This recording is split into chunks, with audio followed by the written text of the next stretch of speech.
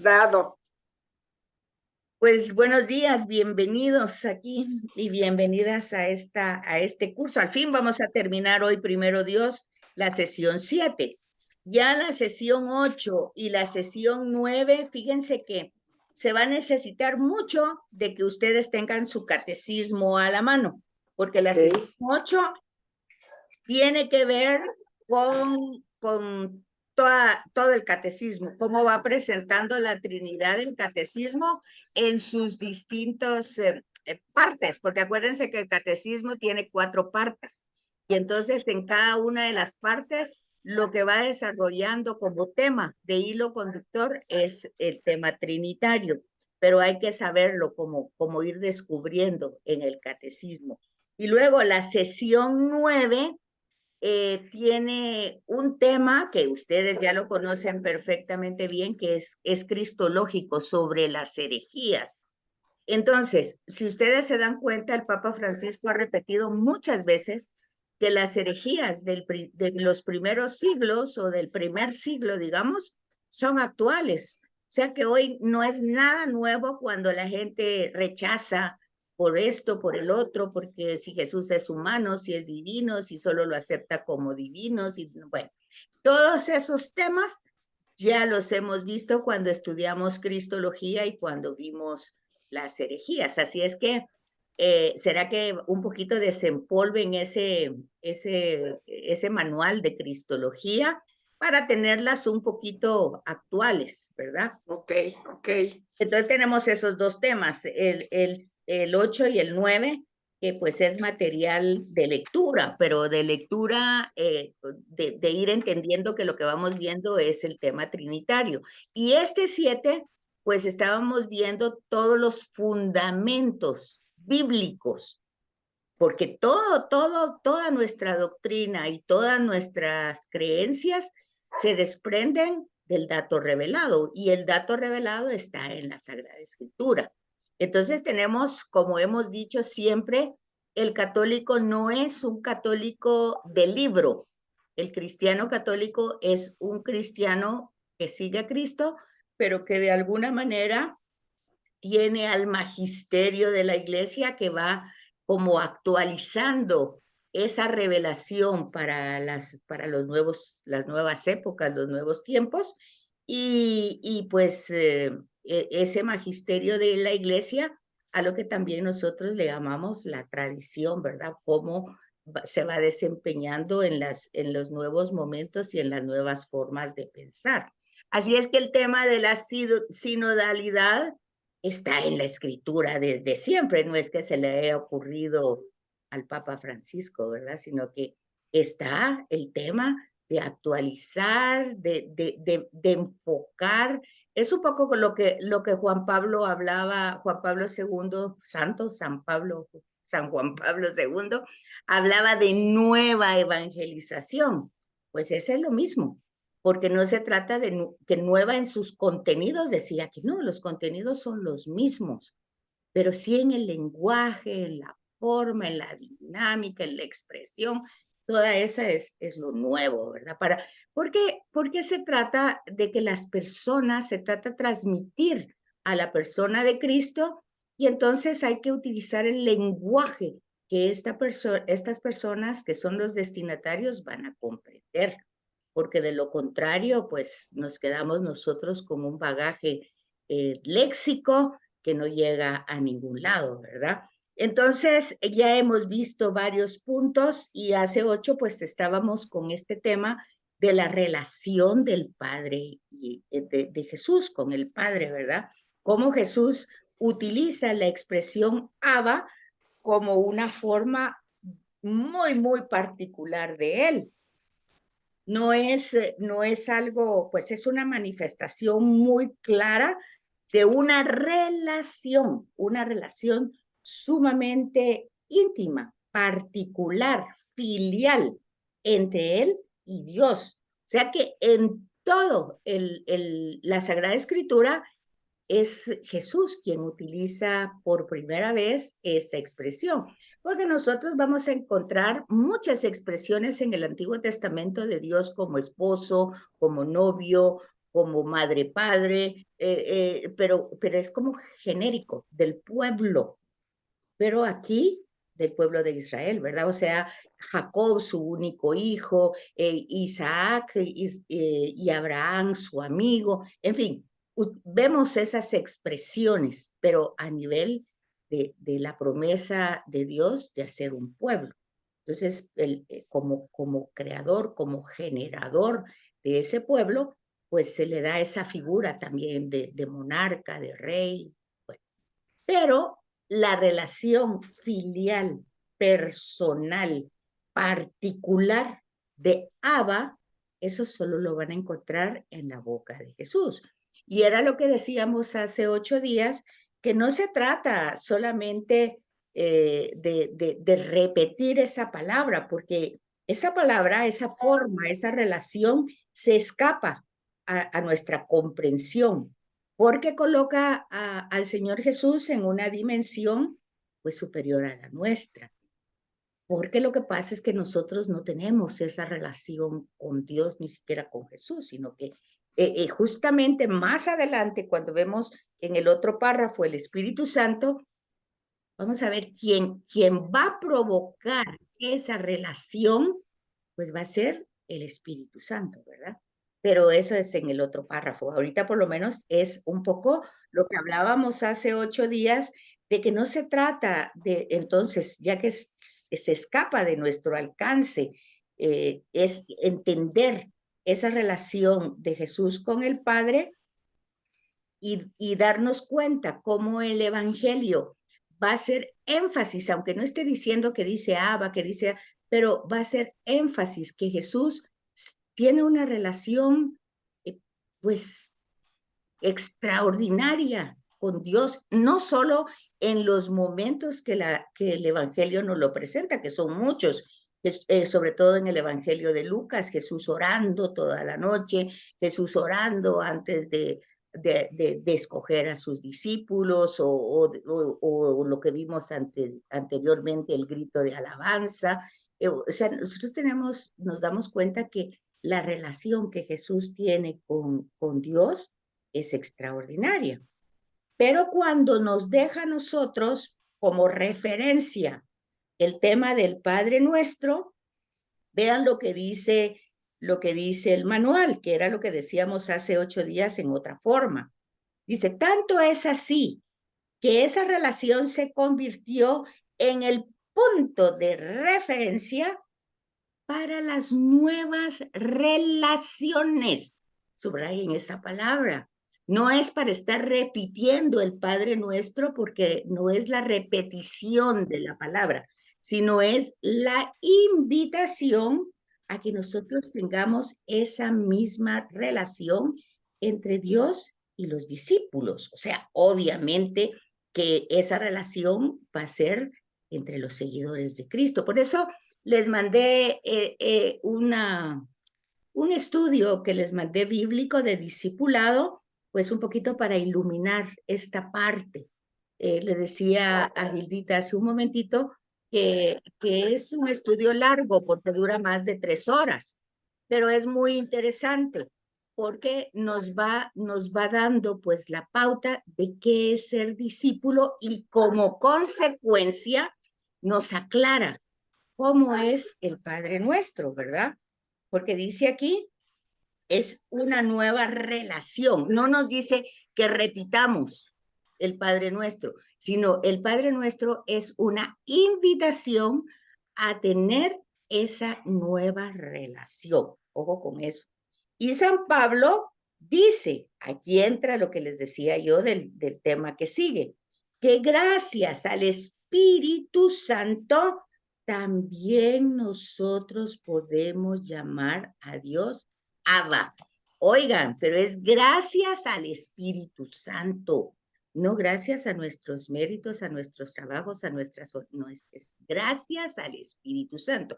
Entonces se dan cuenta que en este tema ya va la acción trinitaria, porque ya explicamos eso, que la acción del Espíritu Santo es la acción del Padre y del Hijo, que la acción del Hijo es la acción del Padre y el Espíritu, y que la acción del Padre es la acción del Hijo y del Espíritu. O sea, que cuando nosotros, ya eso lo dijimos muchas veces, utilizamos como en una forma pedagógica las acciones en momentos, pues, digamos, el Padre Creador, el Hijo Redentor y el Espíritu Santificador, es un tema pedagógico, didáctico. No es para desglosar a un ser, ¿verdad? Y dividirlo. Ya hemos puesto ese ejemplo varias veces. Entonces, es importante que nos demos cuenta de eso. Y luego, esa expresión de Padre, debemos notar en el Evangelio que Jesús hace una diferencia entre Padre de Él y Padre nuestro, o sea, de nosotros, ¿verdad? O sea, Padre vuestro.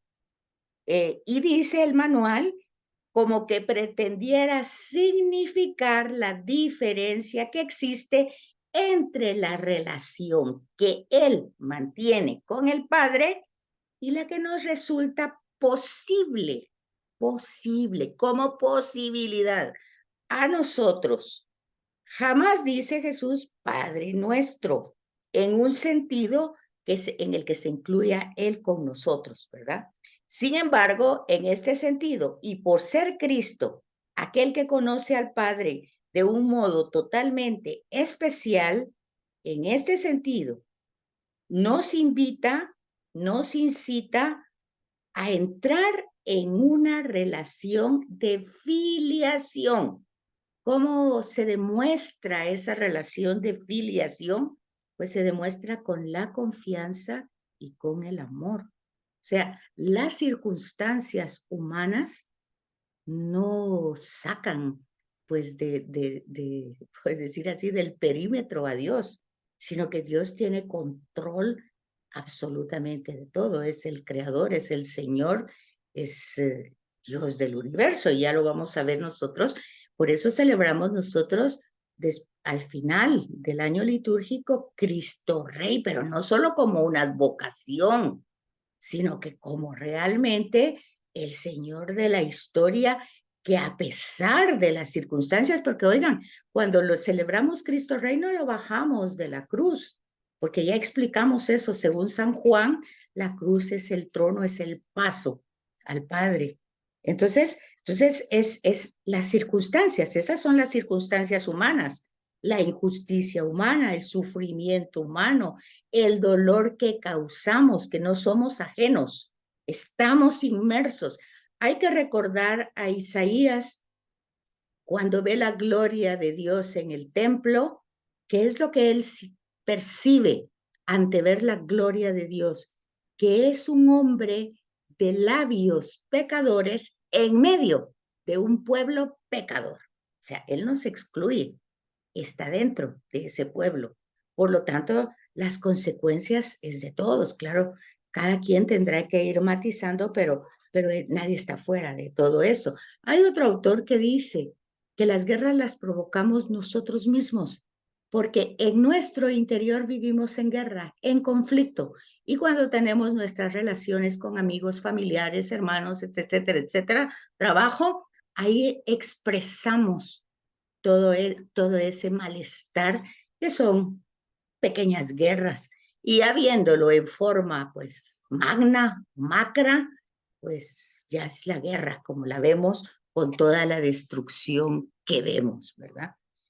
Entonces, es una generación extraña, porque parece ser muy humana, parece que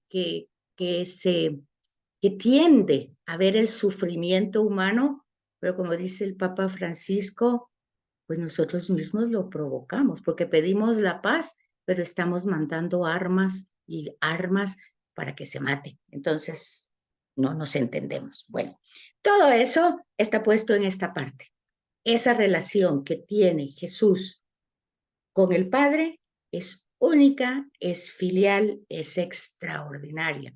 Y acordarse que Jesús no llegó a convencer a Pilato ni a Herodes, y en su época también había muchas guerras, el mismo es consecuencia de grandes injusticias y de, pues, la maldad del mundo, pues, fue Él la asumió. Entonces, pero Jesús se dirige ¿a quién? A cada persona, para que cada persona tenga ese proceso de discípulo y ahí es donde va a ayudar un poco, primero Dios, eso que les envié para que puedan complementar este tema. Bueno, entonces, eh, aquí termina este párrafo diciendo que es Cristo quien nos incita y nos invita a entrar a una relación de filiación llena de confianza y de amor. Y nos enseña, entonces aquí sí, ya a rezar con confianza. Y obviamente, pues acuérdense ustedes que decíamos hace 8 días que nosotros lo que tendríamos que pedir en la voluntad de Dios es identificarnos con su voluntad, que nos ayude a identificarnos con su voluntad y que nos ayude a trabajar honesta, íntegra, con mente, con el corazón, con el alma, al proyecto de que Dios reine en el mundo. Bueno, eso es un poco lo que nos habíamos quedado hace 8 días. Entonces, hoy pasamos al otro tema, que es el del Espíritu Santo. Permítame un momentito que no me pasa. Ya pasó. Entonces, se fijan ustedes que el Nuevo Testamento presenta al Espíritu Santo en relación entre el Padre y el Hijo. Él es, dice el manual, él es la expresión. Fíjense que cuando nosotros estamos utilizando estas palabras, estamos hablando de la vida, no estamos hablando de teoría, porque la expresión es algo humano, algo que se da en la vida, en las relaciones humanas, en todo ese, o sea, esta palabra hay que recordar también algo de la Sagrada Escritura. La Sagrada Escritura no desarrolla los grandes temas porque eso lo hace el comentario bíblico. La Sagrada Escritura da temas muy sintetizados que nosotros, pues con el estudio, aprendemos a ir entrando, profundizando en ese mundo que nos presenta. Entonces, fíjense que aquí cuando utiliza que el Espíritu Santo es la expresión de plenitud y de fruición. Fíjense la palabra que usa, fruición. ¿Qué significa fruición? Ah, muy bien la pregunta. ¿Saben? Significa gozo de poseer. ¿Cuántas veces hemos rezado en el Ave María, bendito el fruto de tu vientre? ¿Y qué es lo que pensamos que estamos diciendo?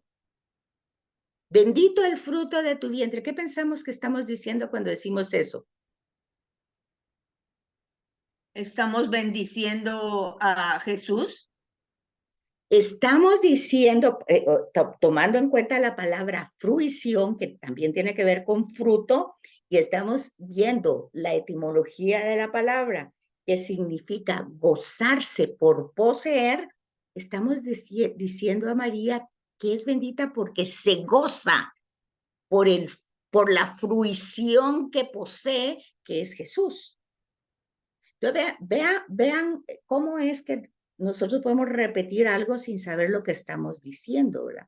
Entonces, el llena de gracia, el llena de gozo, el llena de alegría, el alégrate María, es por esa fruición que está en su vientre. Es lo mismo que pasa cuando esa fruición se contagia con la visita a Isabel, su prima, ¿verdad?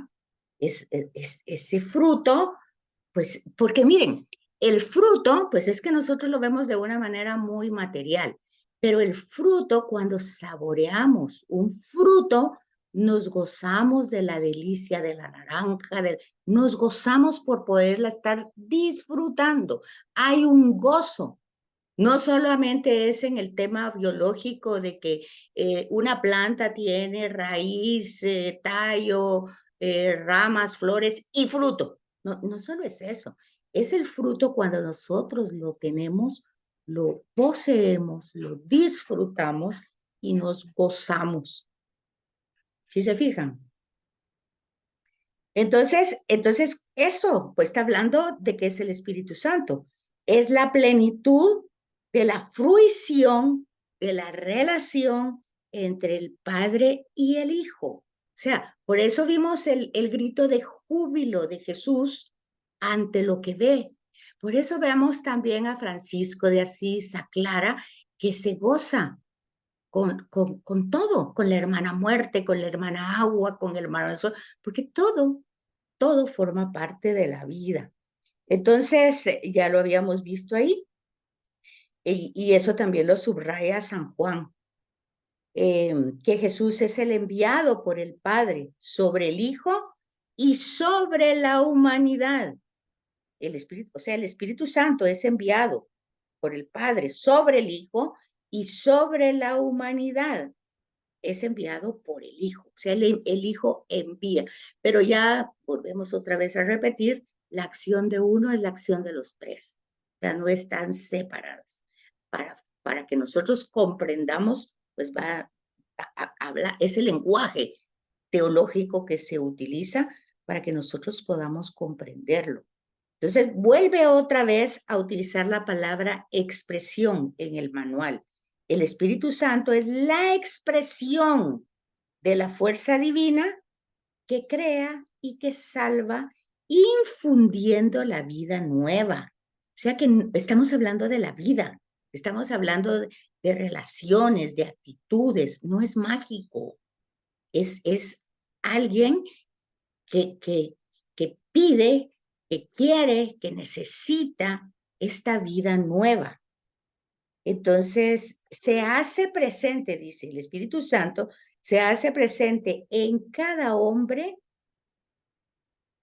la revelación, haciendo que penetre en el hombre que se ha hecho capaz. O sea, el hombre, ¿cuál es su capacidad? Pues en primer lugar, darse cuenta que no lo tiene. En segundo lugar, pedirlo. Y en tercer lugar, trabajar para cultivarlo. Entonces, esa es la capacidad que Dios nos ha dado con el intelecto y la voluntad. En primer lugar, el intelecto nos demuestra que nosotros no podemos, pues no somos igual que Jesús. Nuestra relación con Dios dista mucho a la relación que Jesús tiene con el Padre. Pero eso no, decíamos hace 8 días, no es para deprimirnos, sino que nosotros tenemos la promesa del Espíritu, que es el que se ha revelado. ¿Dónde se revela? Pues en los evangelios específicamente, ¿verdad? Sobre todo en el evangelio de Juan, lo veíamos con claridad, en Hechos de los Apóstoles, lo vemos pedagógicamente, en el año litúrgico lo vemos trabajando, en los sacramentos vemos ese espíritu que llega como signo. El problema, se fijan ustedes, que tiene que ver tanto el tema catequético, ¿verdad?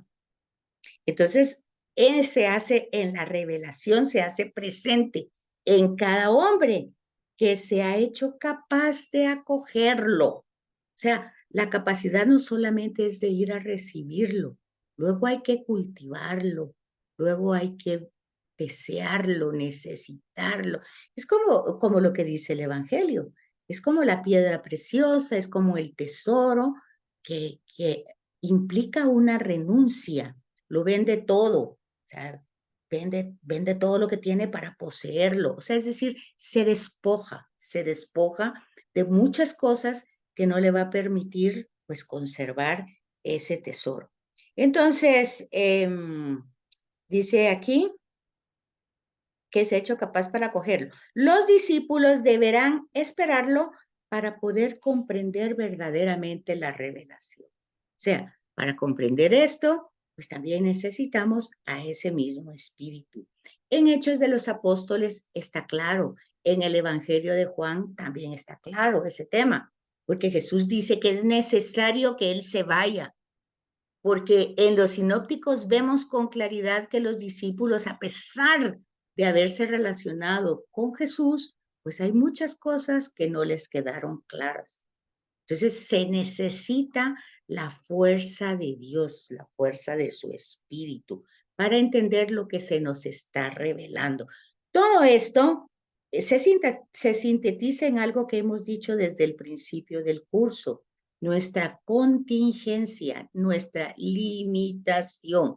El problema es que como nosotros creemos que tenemos fe, que tenemos esperanza, que ya lo tenemos todo, entonces no lo pedimos. Y entonces aquí es donde el Espíritu, que es la fuerza divina enviada a la humanidad, pues queda un poquito entre paréntesis, ¿verdad? Porque Él actúa continuamente y está al servicio de las comunidades, o sea, de la iglesia, porque la iglesia existe para eso, para identificarse con Cristo y transmitir a Cristo. Ese es su único trabajo, no es otro. Y toda la doctrina se relaciona con Cristo, porque es para eso, no es para otras cosas más. Entonces, aquí dice, en efecto, Pedro vio que el Espíritu descendía sobre los paganos por iniciativa del Espíritu, no por iniciativa de los paganos. Fíjense, la iniciativa siempre la tiene Dios. En la Sagrada Escritura, el protagonista de todos los libros es Dios. Y aunque el mensaje o la enseñanza sea algo particular, ya sea de los profetas, porque hay una circunstancia histórica, o ya sea la de Job, porque está el tema del sufrimiento, o Ruth, o los que quieran, que tienen un problema pues de circunstancias humanas difíciles, el protagonista es Dios. No es Moisés, no es Abraham, no es María, no es Pedro, no, es Dios. Es Dios el protagonista. Él es el que tiene la iniciativa siempre. Entonces Pedro vio que ese espíritu se desciende, ¿verdad? Sin pedirle permiso a la comunidad. Fíjense, sin pedirle permiso a la iglesia. El espíritu se despoja, se da. ¿Por qué? Porque la comunidad se forma en torno a Cristo. O sea, la comunidad no es, ni la tradición, ni el magisterio es independiente de Cristo. Ni la doctrina, ni nada. Todo tiene que ver con Cristo. Y entonces, por eso dice aquí, sin pedirle permiso a la iglesia. Es más, la iglesia es la que debe obedecer al Espíritu. Y aquí tienen la cita, Hechos 10, 44, 48. Esto es muy iluminador para el sínodo. Lo afirma el mismo Pedro en el concilio de Jerusalén. Y tienen otra cita, Hechos 15, 8. O sea, pues que es el Espíritu el que está moviendo. Acuérdense que al principio solo eran los judíos. ¿Cómo es que llega entonces el Evangelio a las comunidades paganas, o sea, a los griegos, a Roma, a todos esos sectores? Pues justamente por circunstancias históricas, por guerras, por problemas de destrucción de parte de los romanos a los judíos. Y entonces, ¿qué pasa? Pues la migración, la diáspora, se van, pero junto con ellos se va la palabra de Dios, ¿verdad? Y eso, obra de quién es, pues es Dios llevando su mensaje, su historia de salvación a la humanidad. Pero al mismo tiempo, el Espíritu, después de haber tomado la iniciativa en la persona de Felipe para la conversión de los samaritanos, espera la intervención de la iglesia. Es decir, la iglesia, como siempre, o sea, la comunidad, como siempre, lo único que hace es constatar lo que está pasando, que son los signos de los tiempos, qué es lo que está pasando. Pues esto, si ustedes se fijan, cuando Pablo va a reunirse con Pedro, Santiago y Juan a Jerusalén, para ver si esto realmente lo que él está haciendo está constatado, avalado por el Espíritu. Acuérdense que Pablo no conoció históricamente a Jesús, históricamente. Entonces Pablo está en la misma situación que nosotros, que históricamente pues no convivimos con Jesús como los apóstoles, o sea, una relación histórica personal. Pero vean ustedes todos los resultados y toda la situación de Pablo. Entonces se espera ese aval, esa confirmación de parte de la comunidad para que derrame abundantemente sobre los nuevos prosélitos. Entonces, acuérdense también, esa es una palabra que aquí está utilizada, pero realmente el Papa Francisco la corrige mucho, porque dice que nosotros no hacemos proselitismo, hacemos misión. O sea, nosotros no estamos interesados a tener cantidades de gente, sino que personas que sean verdaderos discípulos. Bueno, esto es en relación al tema del Espíritu Santo, que es la fuerza divina enviada a la humanidad y que actúa continuamente y está al servicio de la eclesía, o sea, de la comunidad que se identifica con Cristo. No sé si tienen dudas, preguntas aquí o comentarios. Solamente te quería yo preguntar, Felipe, ¿qué hecho es ese de Felipe? No lo ubico. Felipe está al principio de Hechos. Cuando, permíteme, te voy a ver aquí en la Biblia, porque no tengo la cita exactamente, pero él tiene una como visión de que baje el personaje leyendo, ¿te recuerdas? ¿No? Al principio. No me acuerdo. Vamos a ver, espérame a ver si lo encuentro aquí. Yo creo que me sale más fácil encontrarlo con Google, permíteme.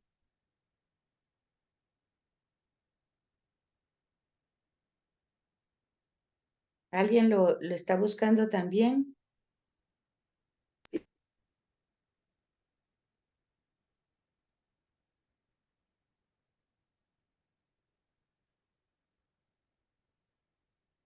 Ya la tengo. Me parece que es Hechos 2, permíteme, vamos a ver. Hay varios de Hechos 2. Pedro, testigo de la resurrección.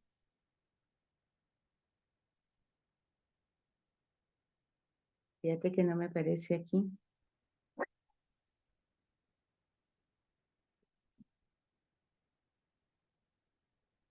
Hay que lo busque y seguimos adelante. Bueno, lo vamos a, luego te lo paso entonces. Porque no, aquí me apareció, Gracias. pero no me aparece Felipe. Bueno, luego te lo busco y te lo paso. Bueno, luego aquí, Mira, es la parte de Felipe y el eunuco, ¿verdad? ajá, Es el 8:26. Hechos, ¿verdad? De Hechos. Hechos 8:26. Hechos 8:26, Susi. Muchas gracias. Yo creo que a todos En adelante. nos conviene. Ok. Bueno, en toda la Sagrada Escritura tenemos muchas teofanías, también en el Antiguo Testamento, que son prefiguras de la Trinidad. Aquí lo que hay que entender es que el misterio de la Trinidad es revelado por Jesús. Por eso, todo lo que hay en el Antiguo Testamento son prefiguraciones, ¿verdad? Figuras que se adelantan a este misterio. Entonces, aquí tienen ustedes para que lean distintas citas. Génesis 1, capítulo 1, versículo 2, Génesis 1, versículo 26, Génesis 18, del 1 al 21. Este es el más importante, porque es cuando las tres personas que en un momento de la lectura parece que son personas, luego parece que son ángeles, luego es Dios mismo, pues se le presentan a Abraham en Mambré y que le dan la promesa del hijo, ¿verdad? El hijo de la promesa, Isaac. Entonces aquí lo tienen otra vez, esto, ¿verdad? De Génesis 18.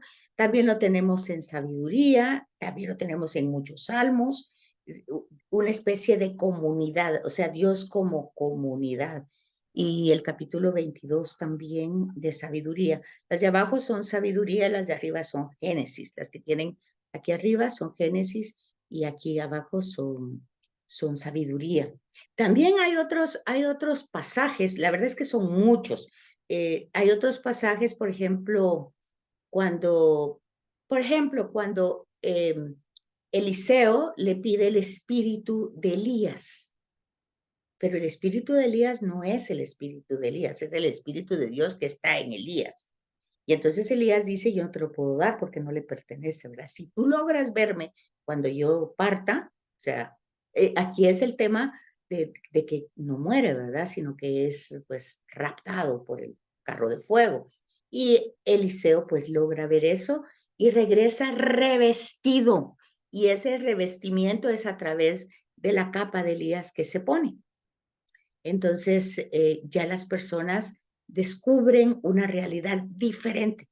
Volvemos otra vez que el tema es una vida nueva, una vida distinta, que como les vuelvo a repetir, la escritura no hace toda esa explicación, sino que solo hay una narración donde nosotros tenemos que encontrar el núcleo del mensaje de esa narración para comprender la revelación que se nos está dando, ¿verdad?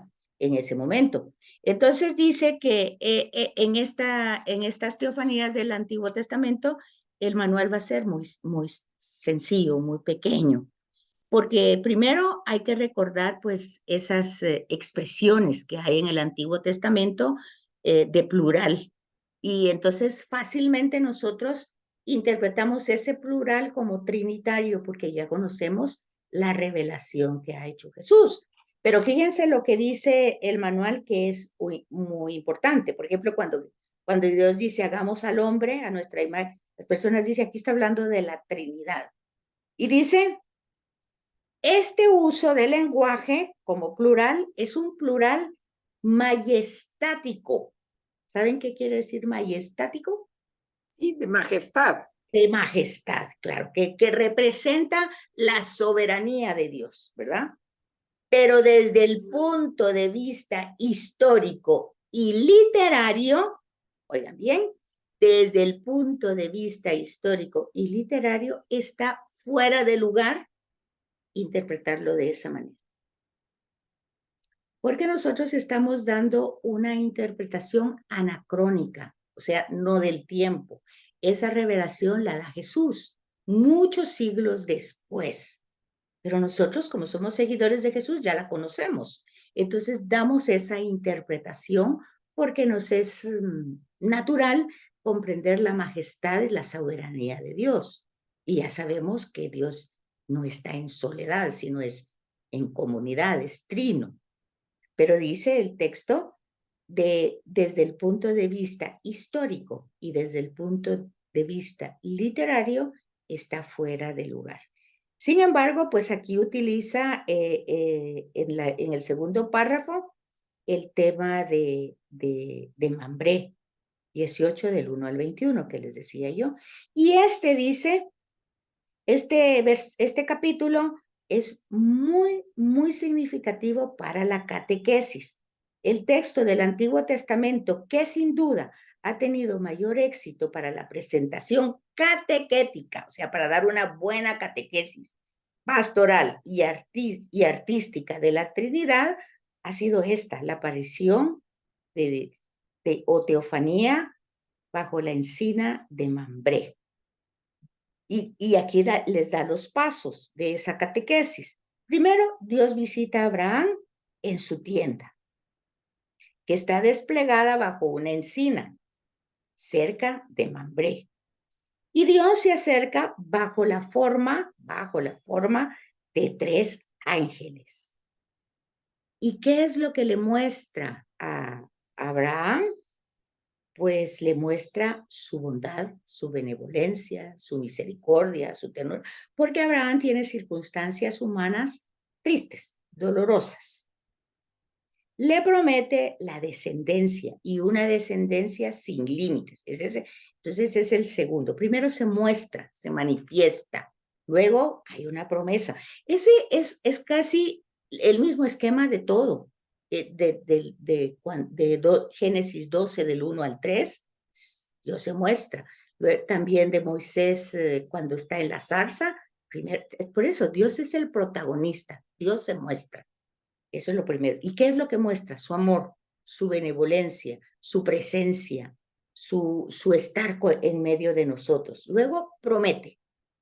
En el caso de a cada uno le va a prometer lo mismo, pero en la situación que se encuentra, porque Dios es un ser personal. Entonces Abraham es su descendencia sin límites y le va diciendo que la concepción va a ser milagrosa, ¿verdad? De parte de Sara. Luego se renueva esa elección que ha hecho de Abraham como elegido. Eso dígase también de los discípulos de Jesús. Jesús tiene la iniciativa para llamar. Eso dígase también de nosotros, ¿verdad? Porque la iniciativa es de Dios, no son nuestras capacidades. Entonces, por su parte, Abraham ofrece, él corresponde a esa benevolencia. ¿Cómo lo hace? Pues un ternero cebado, pan al huésped. Hay muchos elementos en este tema, elementos de catequesis sobre Dios y sobre la correspondencia del ser humano a ese Dios, ¿verdad? A esa divinidad. Entonces, y este mismo pasaje, fíjense, ese es un tema aquí, pero ese tema en la Biblia hay lo que se llama una línea intertemática, que es cuando yo les he dicho el hilo conductor o pues la continuidad. Hay que ver el mensaje de la continuación del tema. Y entonces ustedes van a ver que allí aparece también el misterio de Cristo y sobre todo el misterio de la salvación y de nuestra filiación, porque el hijo que va a tener Sara, pues es obra de Dios, ¿verdad? Es hijo de la promesa, pues llevará todas las circunstancias humanas, pero es la acción de Dios en Sara, aunque se haya reído. Entonces, la teofanía de la encina de Mambré ofrece también una ocasión inmejorable para unificar la historia de la salvación, que es lo que estoy diciendo, el hilo conductor, la continuidad de los temas y de la salvación en un único y grandioso proyecto, captada aquí en su inicio y llevada a término en Cristo. Fíjense, eso es en cuanto a la Trinidad como una pieza del Antiguo Testamento nos puede ir dando el hilo conductor. Ahora fíjense, cuando en el Evangelio Jesús utiliza varias veces, porque no lo utiliza solo una vez, utiliza varias veces el tema de los dos hermanos. Lo acabamos de tener hace como 3 domingos, el hermano que dice que sí va, pero no va, el hermano que dice que no va, pero sí va. Y también tenemos desde Génesis la historia de 2 hermanos y el conflicto. Y hoy tenemos la historia de 2 pueblos y el conflicto. ¿Ustedes saben qué pasó? ¿Me oyen? ¿Aló? Sí, Sí, te escucho, sí. Fíjense que algo pasó con mi computadora, se le fue todo. Se apagó, se fue la imagen, pero ustedes ven imagen. Sí, nosotros tenemos Sí, la vemos imagen imagen. puesta. Ah, pues no Y sé qué le tenemos, pasó. Yo y te no escuchamos bien. toqué nada y mi computadora se quedó en negro totalmente. Bueno, pero qué bueno que me oyen, porque todavía hay un tiempecito de 15 minutos, pero les estoy diciendo lo de los hermanos y hoy lo de los pueblos, que son hermanos. Ella regresó, no sé qué le pasó. Ay, mi computadora se está descomponiendo porque se apaga y se enciende. Bueno, entonces se fijan ustedes que ese es el hilo conductor del que yo les hablo. ¿Saben? Está desde Caín y Abel y está después Jacob y Esaú y van en distintos lugares, ustedes lo van a ir viendo. Está el norte y el sur, o sea, los samaritanos y los judíos, y hoy lo tenemos presente y lo hemos tenido presente en toda la historia. Entonces se fijan que el tema no es nuevo, es de siempre. Entonces aquí, más que estar pidiendo, es darnos cuenta el problema que tenemos de no ser auténticos discípulos. En el tema de los dos hermanos, que uno dice que va y el otro que no va, también tenemos la parábola del hijo pródigo, del hermano que se fue y el que se quedó. También tenemos uno que acabamos de leer entre semana, que es que pídele a mis hermanos que me den mi herencia. Fíjense, la promesa de la herencia es la tierra. Hagan un análisis interesante a lo que está pasando y cómo realmente la revelación, o sea, la Sagrada Escritura, le da los elementos para que nosotros comprendamos qué es lo que está pasando y qué es lo que debemos hacer seriamente. Porque en ese tema del hermano que dice que va y el hermano que no va, la primera lectura, bueno, la segunda era la de Filipenses, ¿verdad? Creo que lo comentamos en su día. Y ese es el hijo que desde el principio dice, aquí me tienes para hacer tu voluntad, y llegas a sus últimas consecuencias. O sea que sí hay una solución, pero parece que esa solución nosotros no la tomamos en cuenta. No sé si es porque no la hemos entendido o no sé qué pasa, ¿verdad? Pero si ustedes me captan ese hilo conductor, no sé si me doy a entender. ¿Qué dicen ustedes? ¿Va por ahí o no? ¿Qué piensan? ¿Cuál es tu pregunta? No entiendo. La pregunta no es pregunta, es que ustedes hagan un análisis de cómo eso se ha revelado a través de toda la Sagrada Escritura. El tema de los dos hermanos. Eso es lo que les estoy diciendo. Y que hoy, cuando tenemos una guerra de Israel con Gaza, son dos hermanos, son dos pueblos hermanos. Que lo tenemos desde Caín y Abel, que después lo tenemos con Jacob y Esaú, que lo tenemos con los hijos de David, que lo tenemos en el Nuevo Testamento, que lo tenemos en todos lados. Que hay un hermano que sí cumple, que sí se pone a la voluntad de Dios y que ese es el recurso que se nos revela. Bueno, no lo sé, es algo así para que ustedes pudieran un poquito actualizar la temática, no como una cosa teórica, sino como algo que realmente tiene repercusiones en nuestra vida actual. Bueno, Betsaida, entonces, después de esta explicación que has dado, ¿quiere decir que esa guerra de Israel-Palestina jamás va a perdurar por toda la vida? Pues mientras no nos convirtamos, el problema es la conversión. ¿Personal o del pueblo? Personal, empieza. Bueno, pues el pueblo tenía que ser como el imán para atraer a los demás pueblos. Y vemos toda la queja de los profetas. Resulta que no se pudo. Es más, perdieron la tierra, no lo lograron.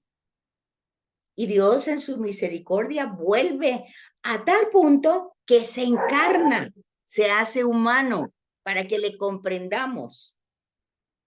Oye, eso es como la otra parábola que hace del rico Zabulón y de Lázaro. Mira, envía a un muerto para que se den cuenta de lo que están haciendo, para que cambien. ¿Y qué contesta Abraham? Ya llegó el muerto, ya lo dijo, Jesús resucitó, murió, resucitó y ya lo dijo. Y tampoco lo hacemos. O sea, el tema de conversión de corazón, no hay forma, no hay manera. Y aquí lo estamos viendo, ¿por qué? Porque quien hace eso es Dios, con su espíritu, pero nosotros no lo pedimos. Nosotros no pedimos ese cambio, esa circuncisión, ese cambio de corazón de piedra a corazón humano. Pero ahí está en la escritura, ahí está puesto. Y es una realidad que ha durado siglos. Y mientras no cambiemos, pues seguirá pasando. Culpándose unos a los otros, echándose las culpas y todo el mundo negando sus culpas, justificándolas. Y cada quien, ¿qué hacemos nosotros? Nos ponemos de parte de. Fíjense, es tan triste que a partir de la guerra de Israel, pues ya no se habla de la otra, de la de Rusia, como que si eso pasó a segundo plano. Es la misma vida humana, es lo mismo. O sea, no son cosas peores ni menores, es lo mismo. Es tan triste como que la naturaleza también se ensaña y destruye a Acapulco, como que hay un terremoto y destruye. Es lo mismo, es todo, es la vida humana, es el sufrimiento humano. Ese es el grito de la humanidad a un Dios que no quiere reconocer, porque la humanidad no quiere reconocer a Dios. ¿Qué podemos hacer? Entonces, ahí va el videíto que les pasé hoy.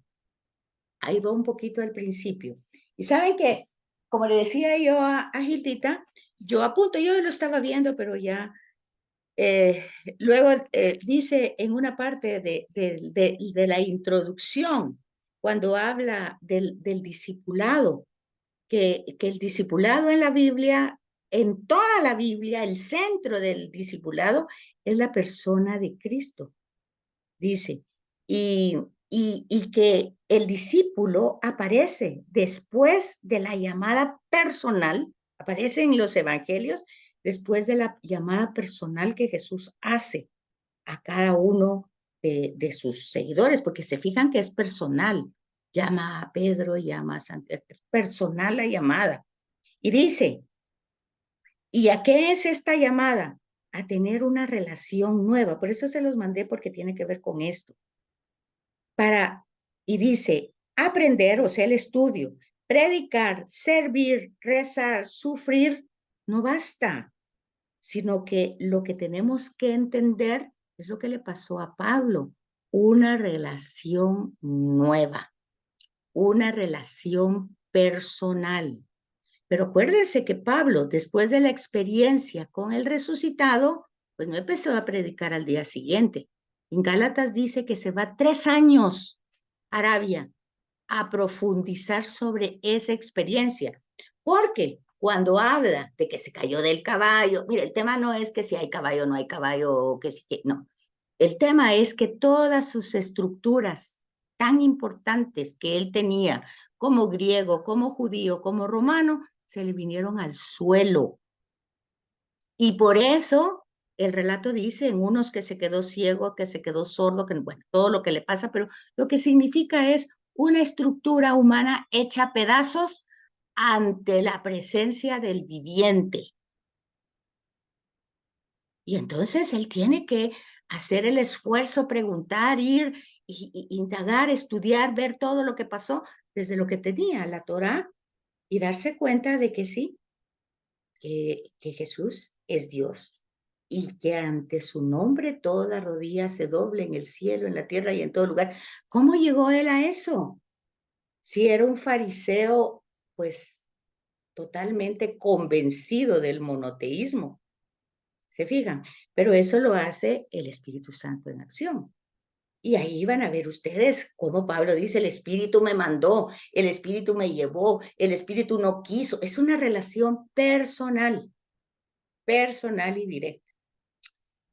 Bueno, pues ahí vean eso y aquí terminamos esta sesión y ya como les cuento, en la próxima pues entramos con el catecismo. Aquí nos toca, miren. La Trinidad en el Catecismo de la Iglesia Católica. Y dice que está presente la Trinidad desde el primer párrafo hasta el último. No sé si alguna duda, pregunta. Sobre esto no tengo dudas, quedó muy claro. Qué bueno que mencionaste la conversión de San Pablo, porque nunca la había yo entendido así. Me parece sumamente interesante ver que el Espíritu Santo a través de algún hecho lo jaló para Cristo, ¿verdad? Claro, y ese es el discípulo, fíjate, ese es el discipulado. Igual para nosotros, no es diferente. Es el Espíritu el que nos convoca. La iniciativa la tiene Dios en la persona de Jesús y en la persona del Espíritu Santo. Bueno, entonces que tengan un feliz fin de semana, que la pasen bien. Solo una cosita. Dime. Es que le di el versículo mal a Susi, es 8 del 4 en adelante. Ah, muy bien. ¿Oíste, Gracias. Susi? Lo de Felipe. 8 del 4 en adelante. Gracias, Sandrita. Bueno, que Dios les bendiga, nos vemos la Sí. otra semana. Igual Gracias, Sandra. ustedes, que estén Gracias bien. por todo. Gracias, Betsaida. Feliz día. A las órdenes, cuídense mucho. ¿Cómo está el mundo de cabeza? Hay que rezar mucho. Bueno, adiós y gracias. Adiós, Susi. Adiós, adiós.